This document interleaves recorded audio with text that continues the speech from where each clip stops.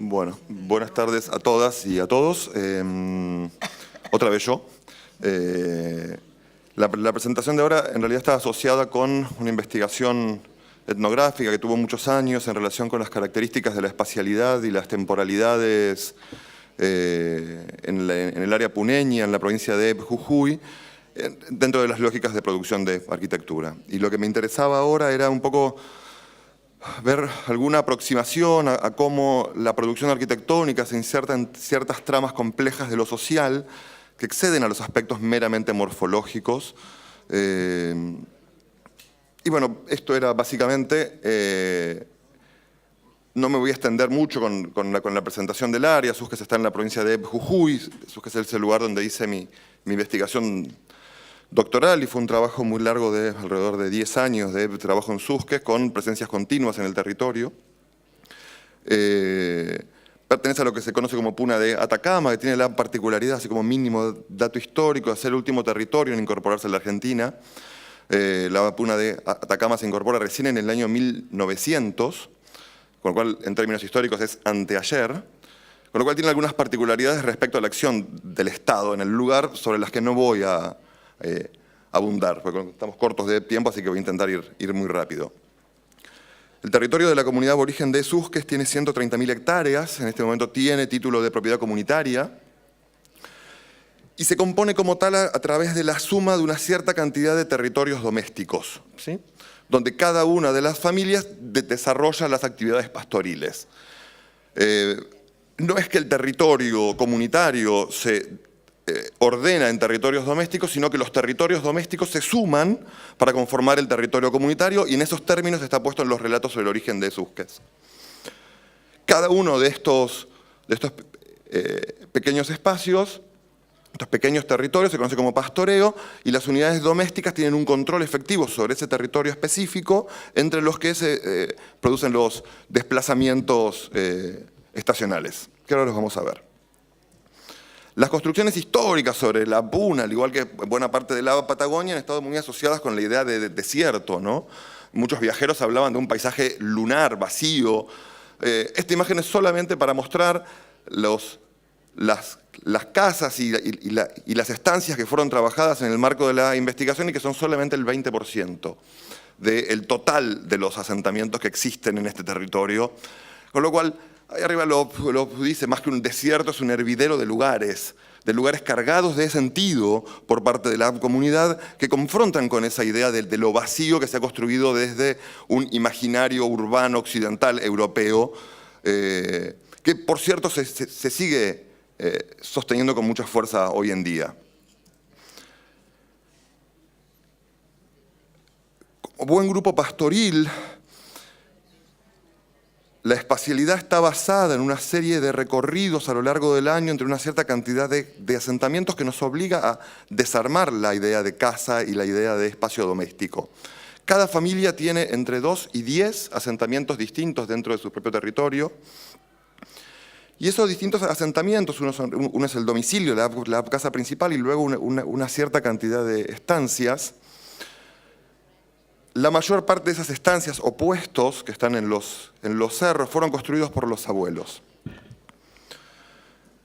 La movilidad puede implicar hasta 15 cambios de casa a lo largo del año de la totalidad de la familia con la totalidad del rebaño. Por supuesto que esto está asociado con un control de recursos y con un manejo de las pasturas para los animales dentro del conocimiento que cada familia tiene sobre su propio territorio. Pero también hay una lógica de apropiación de ese espacio, en tanto y en cuanto esos recorridos implican un recorrido también por los lugares de los abuelos.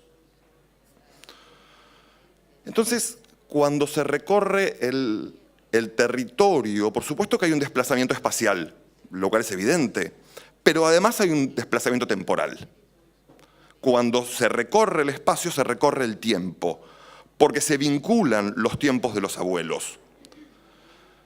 La familia afirma su pertenencia a ese territorio a través de la presencia en los lugares que sus propios abuelos, sus antepasados han ocupado. Esto complejiza muchísimo más esa idea de, bueno, los pastores se mueven por el manejo de las pasturas, lo cual es cierto, pero la presencia implica que un niño, al recorrer su territorio, está recorriendo su propia historia. Y por eso me gusta afirmar esta idea de un desplazamiento que es espacio-temporal en realidad y no es solo espacial. Pido disculpas porque voy a ir muy rápido sobre temas que son muchísimo más densos de lo que estoy diciendo en este momento, pero es lo que nos toca. Simplemente para que las vean, estas son algunas de las estancias. En relación con el planteo de ayer, las características de estas estancias que implican la apropiación de ciertos accidentes topográficos como pequeñas quebradas, aleros, ha llevado a una cierta construcción de una idea naturalista, ¿sí?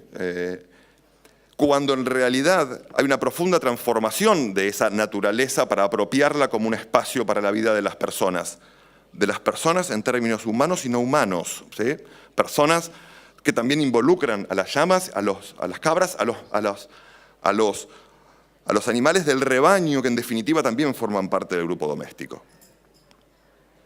El centro espacial de todo este territorio es el domicilio, que es la casa en el campo, que se conforma como tal a partir de una suma de recintos que se organizan en torno a un patio, siendo el patio el eje organizador de la idea de casa. Acá tengo que frenar un segundo porque este conjunto de recintos se llama casa, ¿sí? Pero cada uno de estas, no quiero llamarlo habitación, porque habitación tiene connotaciones que no se corresponden con esto, pero cada uno de estos recintos también se llama casa. Entonces, la casa es el todo, es la totalidad, pero también la casa es la parte, y la parte se constituye como un todo. En tanto y en cuanto cada una de estos recintos casa, que forma parte de la casa, está asociado a su vez con cada una de las familias nucleares que forman parte de la familia extensa que define la unidad doméstica pastoril.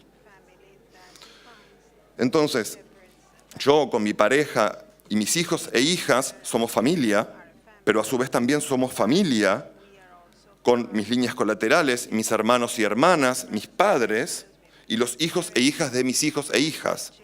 ¿Sí? Esto es trabalengua, pero de la misma manera que la casa forma la casa, la familia forma parte de la familia en un sentido más amplio. Ahora, estos domicilios que estamos viendo son solo instantáneas fotografías de un momento dentro de la historia familiar y de la historia de la arquitectura. Cabe decir que, si bien esto no es un territorio aymara, es sugerente que Denise Arnold, que es una antropóloga que vive en Bolivia y que trabajó mucho entre los aymaras, y trabaja en conjunto con Juan de Dios Chapita, que es un lingüista aymara, llama la atención sobre que la palabra uta en aymara significa casa. Pero uta también significa familia. Y esto me sirve para anticipar algunas cuestiones que quiero plantear ahora en relación a la imposibilidad de escindir la idea de familia de la idea de casa, no solo en términos metafóricos, sino en términos concretos. Decía que este es un domicilio en Susques, muy grande, y decía que es una instantánea porque en realidad la casa es un proceso que está sujeta a una transformación continua a lo largo del tiempo. Y en realidad lo que estoy diciendo incluso vulnera su propio sentido. No es que la casa se transforma, porque no hay un estado primigenio de la casa. La casa es ese proceso continuo en el tiempo. Tal que cada generación va sumando nuevas casas en una asociación que no es punto por punto, pero que sí está muy imbricada entre la conformación del grupo doméstico y la conformación de la casa. De tal manera que no es posible tampoco decir que la casa expresa a la familia, sino que se construyen mutuamente. La casa no es una consecuencia de la organización del grupo familiar, sino que casa y familia se definen mutuamente, porque en el recorrer la casa se recorre el grupo familiar de la misma manera que ocurre cuando se recorre el territorio. En el proceso de construcción de cada una de estas casas, por supuesto que hay una compleja ingeniería ritual que comienza con el proceso de pedido de permiso, de pago, de convidar a la tierra para la edificación, pero que se cierra con un ritual tan entretenido como complejo, que es el de la flechada. En el mundo andino hay muchos rituales de inauguración de la casa, el zafacasa, el huasichacuy en Perú. En el caso de la flechada, básicamente consiste en, ahí se ve un huevo que está colgado de la cumbrera de la casa.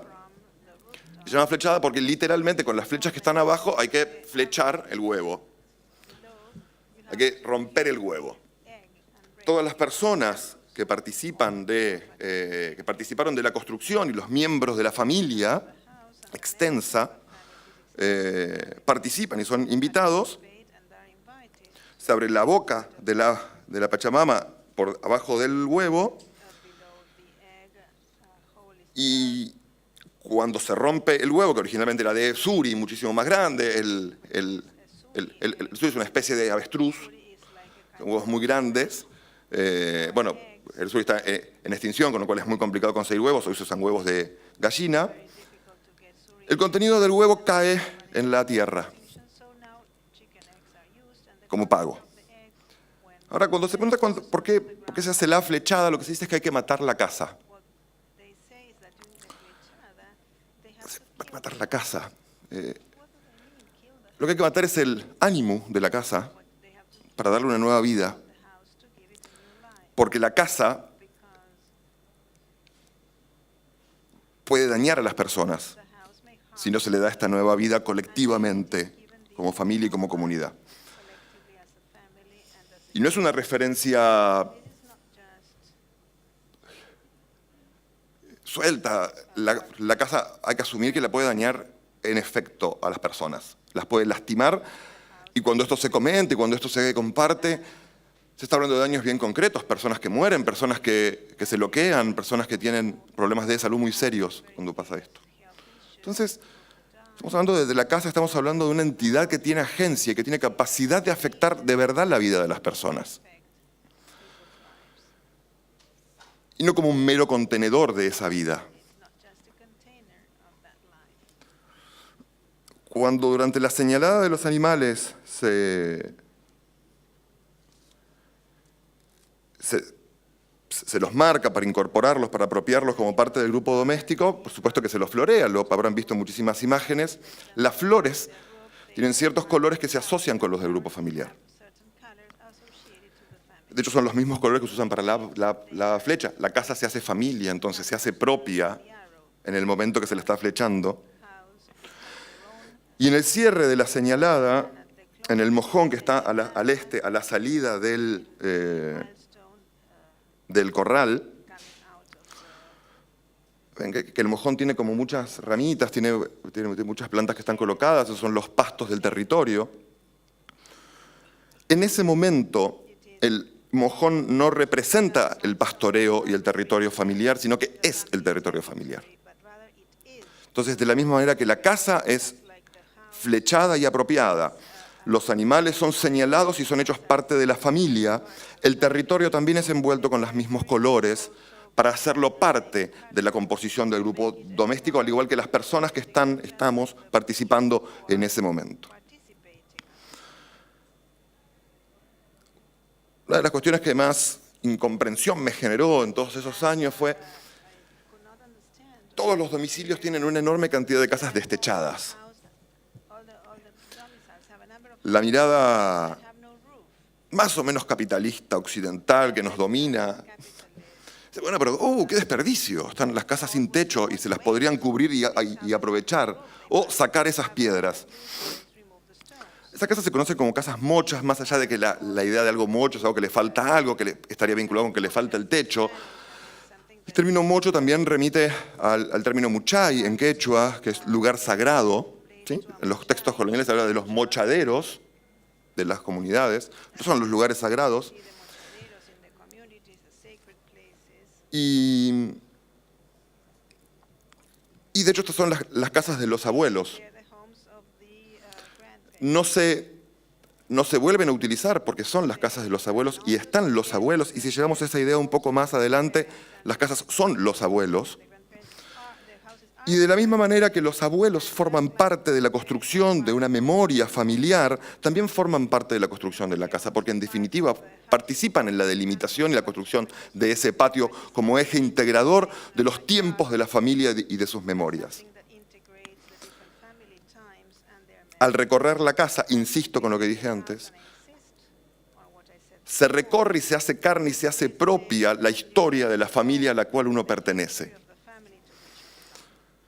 Lo cual nos enfrenta a una complejidad que va más allá, ciertamente, de ciertos elementos morfológicos que uno podría extraer de esto y aplicarlo en algún lugar. Porque además, es en el acto de construir, literalmente, que las memorias se hacen carne y se hacen cuerpo. Los materiales pueden cambiar y por supuesto porque la arquitectura cambia y nuevos materiales pueden incorporarse. Lo que no significa que qué materiales se usan para cada cosa sea un tema anecdótico. En el tratamiento del material, en los gestos técnicos que implica la transformación de los elementos para hacer casa, se está haciendo carne un modo de ver el mundo. Estos son todos juegos de niños no propuestos por mí, sino niños que estaban jugando de hecho. Y cuando cuando se juega, cuando se participa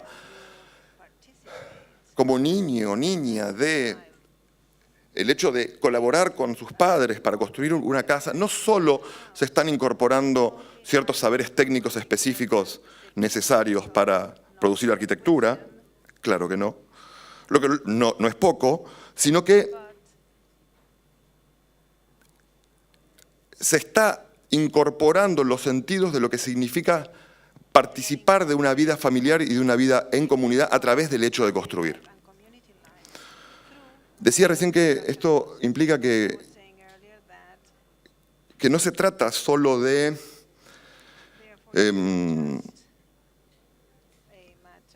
como retomamos algunas morfologías, algunas texturas, algunos colores o algunos materiales para producir estas arquitecturas. La cosa es bastante más compleja y a nosotros nos expone a un desafío que es muy difícil y yo por momentos siento que es prácticamente imposible, que tiene que ver con cómo se produce esto, cómo se trabaja sobre estos temas. Ayer decía que los arquitectos estamos formados en contextos absolutamente hegemónicos y la formación académica lo es y hay una dificultad. Y yo hoy conversábamos con algunos compañeros sobre si siquiera es posible transformar esa formación hegemónica agregando algunas cosas en la carrera o si hay que barajar y dar de nuevo por completo. Pero por lo pronto hay que deconstruir lo que significa la arquitectura y lo que significa el rol de arquitecto, porque este es solo un ejemplo de los múltiples que muchísimas personas de comunidades que están acá presentes podrían transmitir sobre estas complejidades. Y es una complejidad que yo fui capaz de observar simplemente, todo lo que no entendí siquiera.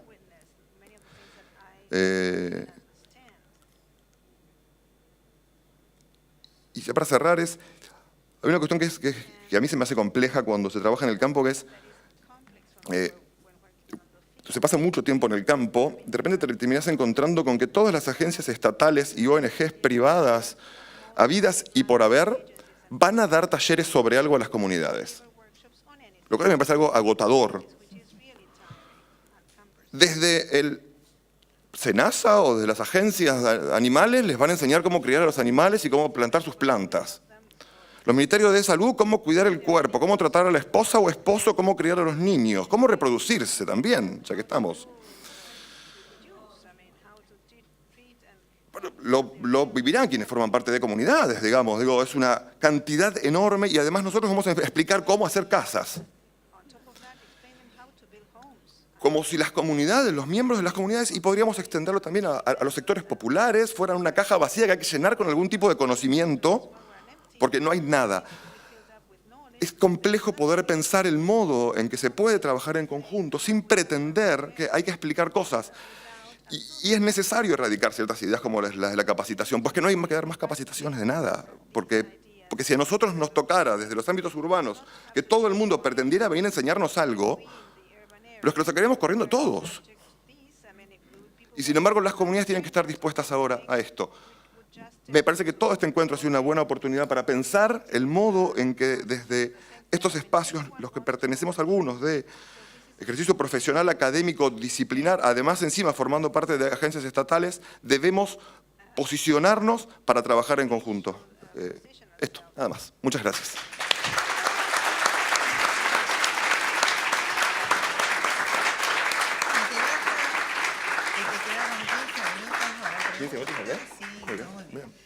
Acá el caballero tiene un montón de tiempo para preguntas porque cumplió su tiempo y concluyó antes. Así que si hay preguntas, comentarios. Sí.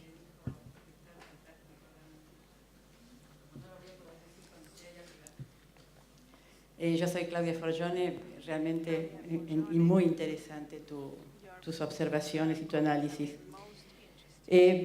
Justamente en una de las entrevistas que tuvimos con tantas personas en campo para elaborar este trabajo, uno de ellos nos decía, y esto apunta a lo que comentaba Tomás en cuanto a la casa y la familia, que son elementos consustanciados, no separados, me decía así: el telar, como lo entendemos nosotros, es una casita, especialmente el telar de cintura, porque, por ejemplo, cuando nos trasladamos de la casa de campo a la estancia, el puesto o el puesto más grande, si estamos tejiendo una faja y ya es tarde, mi abuela decía, vamos a levantar el obraje y nos vamos. Cargamos al burro, levantamos el kepi, los cueritos para dormir, enrollamos el tejido y nos poníamos en marcha. De esta manera, ¿no?, va creando un símbolo de la casa y de una casa que trashuma inclusive, ¿no? Es decir, el telar envuelto va, digamos, se mimetiza con la casa, ¿no? También esto es realmente interesantísimo. Además, imagino que la terminología de los distintos momentos de la construcción, por ejemplo, del techo, tienen relación con el tejido. Bueno, Arnold ha trabajado mucho. Disculpa el agregado, pero me pareció No, está bien. Que podía interesar. Sí, claro. Arnold particularmente trabaja sobre el techo como telar. Muchísimas asociaciones muy significativas que hablan sobre esto. Pero eso. Cuando se está haciendo el guayado de un techo, que es el techado con paja y con barro, guayado, se dice que hay que peinarlo bien para que la casa quede bien bonita. Y la idea de peinar no es casual, no es porque simplemente la paja parecen pelos. Bastante más que eso, porque el techo de la casa está asociado con la cabeza. De hecho, esto es un planeta, pero los techos de las casas, las maderas se retiran y muchas de las cuestiones asociadas con el techo se queman en el momento de fallecimiento de algún abuelo, porque las cosas de los abuelos son riesgosas.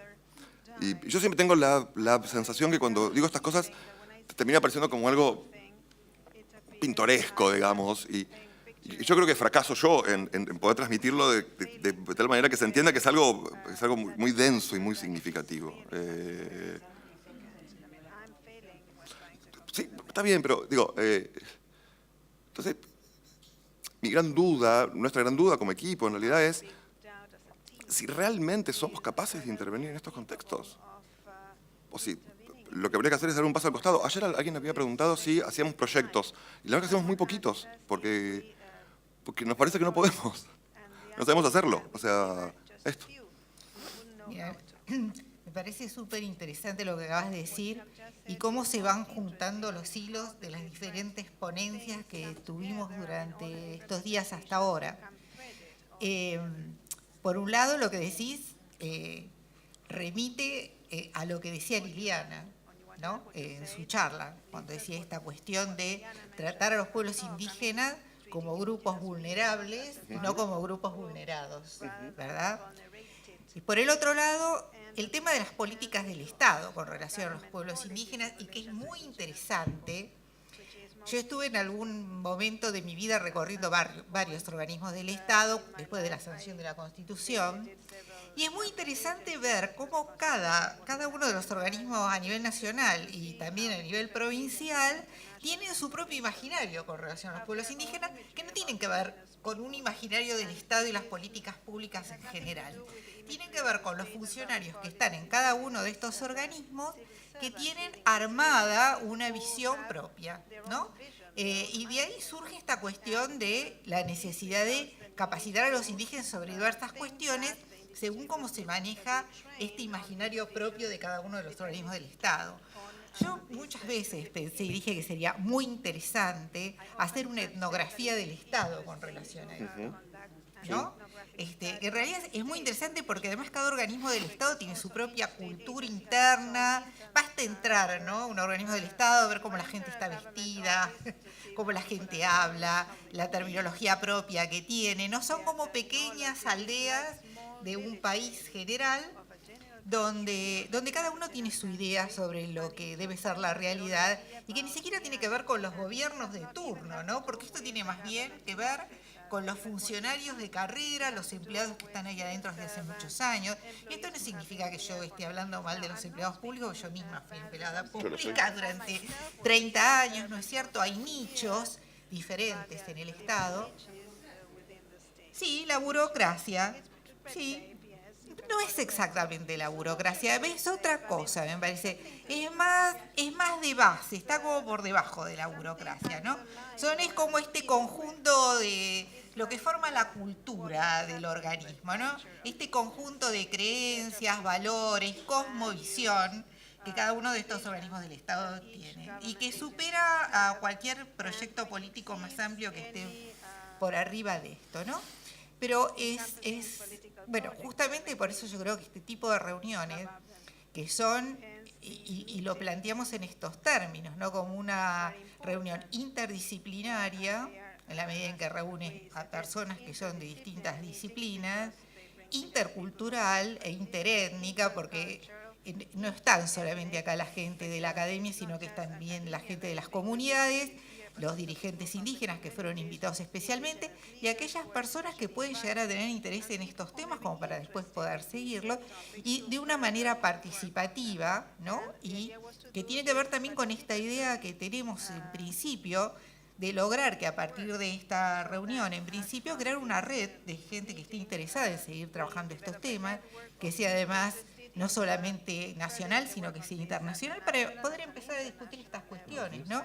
Hace un rato estábamos charlando con David, con Cardinal y con Alberto Gorba de ARCA, y estaba Eliseo Huencho también en la mesa, estábamos comiendo juntos, hablando sobre conceptos y definiciones, ¿no? Está bien usar el término de qué quiere decir arquitectura indígena, qué quiere decir esto y quiere decir lo otro. Bueno, son cosas que hay que crearlas colectivamente, ¿no? Uno de repente tira una idea como una punta, decir, bueno, vamos a hablar de este tema como un inicio, pero la idea es que esto tiene que ser una construcción colectiva y creo que en la medida en que esto no sea una colección colectiva conjuntamente con los pueblos indígenas, que son los que además es lo que venimos diciendo a lo largo de todas las ponencias, ¿verdad? Manifiesten, pongan en valor, se apropien de estas cuestiones. Vamos a seguir teniendo esta cuestión, que sí, yo también la he vivido, ¿no? Cultura manda cursos de capacitación, huerta, salud. Así faltó turismo también. O turismo también. Sí, sí. Turismo también, sí, como no, ahora está de moda, Sí. ¿no? Entonces sí, yo muchas veces me puedo estar en este lugar. Imagínate que alguien entre a mi casa y me traiga una máquina y me instale en el medio del living para decirme que tengo que empezar a trabajar de eso, en lugar de lo que estoy haciendo. Son situaciones complicadas que la única forma de resolverlas es hablar. Son situaciones de una violencia increíble. Sí. Además, quería aportar algo con lo del Estado, que claramente es un hecho heterogéneo y que más bien es una red de agencias y agentes que aquí hay alguna idea compleja compartida. Es decir, si podemos validar esta idea de algún tipo de correspondencia o de relación, como dijo Norbert Elias, entre la conformación espacial de la idea de casa con la conformación social de la idea de familia, si hay algún tipo de correspondencia, el Estado no se equivoca mucho, porque el típico modelo del plan de viviendas, que es un cuadradito dividido en 4, tiene 2 habitaciones, y no es que ponen 6 camas en cada habitación, no, en una hay una cama matrimonial y en la otra hay 2 camitas. Digo, lo que se está transmitiendo es una idea de familia también, que se busca transmitir a través de la arquitectura. Digo, la familia típica, con respeto a alguien, católica y bien pensante de este país, tiene papá, mamá y nene y nena. Históricamente, ahora todo se ha complejizado, gracias al cielo, pero con esa idea de la vivienda social se está transmitiendo también una cierta idea de familia deseable. ¿Eso significa que las personas van a armar su familia de esa manera? No, pero hay un alguito ahí. ¿No? Bueno. Sí, Antonio. Sí. El trabajo fue en la puna de Jujuy. Es una sutileza, pero es la puna de Atacama en realidad. De Atacama, o sea, de Sí. Jujuy sería entre la parte oeste, por el centro sería. El taquito de la bota, El taquito digamos. el taquito de la bota. ¿Eso Claro. no es la puna o sí? Sí, pero hay una diferente construcción histórica. Puna de Jujuy es lo que está de lo que es el departamento de Sus, que es para arriba. Sí. ¿Sí? Es una formalidad, pero porque eso ya venía formando parte del territorio argentino y lo que se incorpora en el 1900, una larga historia, pero era territorio boliviano que Bolivia le cede a Argentina a cambio de Tarija. Sí, hay un acuerdo. Pero cuando Bolivia cede eso, Chile ya había ocupado todo ese territorio. Entonces pasa a ser territorio chileno durante muchísimos años. Hay un laudo arbitral que en el 1900 se le cede toda la puna de Atacama, o sea, de la cordillera hacia el este, a Argentina. Y todo ese pedazo que es el departamento de Sus, que es hoy, el departamento de Sus, que es en Jujuy, el departamento de Pastos Grandes en Salta y el departamento de Antofagasta de la Sierra en Catamarca, eso es la puna de Atacama, que en su momento fue el territorio nacional de los Andes que desapareció en 1943 y se repartió entre las 3 provincias. Nada, puna de Atacama. Entonces la Perdón. La segunda pregunta, Sí. o la principal, sería la siguiente. Bueno, esos son pueblos, son comunidades de pueblos originarios, Sí. y vos comentabas algo de los Aymara. Yo soy de Salta, pero de la zona de los valles, o sea, Sí. no la parte sur de Salta, pero no de la puna. Las punas serían, nosotros le conocemos como Atacamas, Ujú. o Sí. la gente le decían puneño o collos. Sí. ¿Sí? Y la construcción de esos poblados, ¿sí? Ellos, bueno, lo hacen ellos mismos, con conocimiento tradicional, más el que pueden agregar. Yo quería compararlo, si vos me podías orientar. Por ejemplo, en la parte nuestra, la gente muy constructora, en la parte de lo que sería la parte diaguita, la gente de por sí es muy constructora, ¿sabes? Y muy autónomas. Se juntan, o una pareja, o a veces alguna familia que se colaboran un poco, o cada uno históricamente se fueron haciendo las viviendas y lo orientaban como un poquito con ese concepto que dio el profesor anterior de arquitectura ¿cómo se llama? Que contemplaba todo lo que era la arquitectura solar, la energía, bueno. O sea, la arquitectura solar es como orientarlo por el uso del sol, los vientos cuando pegan, la lluvia. Ahora, cuando ellos se hacen interculturales, ¿sí? Nuestros antepasados, y supongamos a partir de hace 200 años hasta ahora, que es mucho mayor la interculturalidad, llegan a las ciudades y van comenzando a cimentar las ciudades. Siguen siendo constructores, como parecieran naturales nuestra gente, parece que como si llevara algo innato de construir, pero autónomamente. Las ceremonias de chayada en algunas casas se daban también en algunas situaciones, en algunos lugares, no en todos, pero algunos hacían chayada. Ahora, la gente de ahí donde estuviste trabajando, también cuando llegan a los pueblos, por ejemplo, San Salvador de Jujuy o la ciudad de Humahuaca, siguen siendo constructores con nuevas, ya interculturales, con la nueva tecnología. A ver, voy a recorrer rápido varias cosas que comentaste. Primero, en Susques particularmente se reivindican como atacameños, ¿sí? Sí. En buena medida en base a lazos que se sostuvieron históricamente, incluso con la zona de los oasis en San Pedro de Atacama, con muchas relaciones de parentesco que se solían sostener y ahora están volviendo muchísimas y que se cortaron en buena medida con la dictadura militar, que implicó un cierre brutal del cruce y de la movilidad entre las personas, y con una exacerbación de la pertenencia nacional, argentina o chilena, por parte de ambas dictaduras en ambos lados de la cordillera.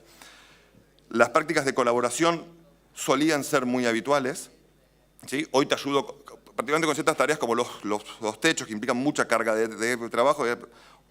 Hoy hacemos tu techo, mañana hacemos el mío. Eran unas prácticas muy habituales, particularmente viviendo en el campo. Lo que ocurre es que los pastores, ayer lo dije también, son un problema para el Estado. Justamente esa movilidad dificulta las estrategias de control estatales. Con lo cual, la sedentarización de los grupos pastoriles es algo que el Estado ha buscado siempre, reducirlos en poblados. Y en este caso en particular, la escuela fue una estrategia fantástica para esto. Porque al obligar por fuerza de policía a los padres que lleven a los niños a la escuela en el poblado, eso implica que parte de la unidad doméstica tiene que desmembrarse. Parte tiene que pasar a vivir en forma estable en el pueblo, con lo cual la capacidad de trabajo en el campo se reduce y se reduce la posibilidad también de trabajar en forma colectiva para construir. ¿Tá? Entonces, hay toda una complejidad social que va dificultando y produciendo transformaciones en los modos de hacer.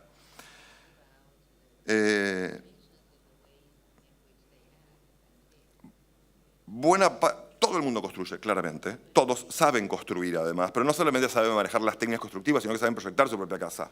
¿Sí? En la migración, que es constante, como pasa en todo el norte, hacia los grandes centros urbanos, el principal trabajo que suele haber es en construcción en general. Y de hecho muchísimas empresas constructoras en zonas como Rinconada, me ha tocado verlo, incluso van a buscar personas expresamente, ¿sí? A ofrecer trabajo en grandes obras para llevarlos con mecánicas que, bueno, no son parecidas a lo de los ingenios, pero que tienen algo ahí que más o menos extraño. En general, cuando trabajan en los grandes centros urbanos, lo que se incorporan son las técnicas industrializadas, ¿sí? Manejo de ladrillo, cemento, hormigón, se incorporan esos conocimientos y se da la particularidad de que cuando muchas de estas personas vuelven, trabajan como albañiles en sus propios pueblos y incorporan estas otras técnicas. Terminamos, perdón.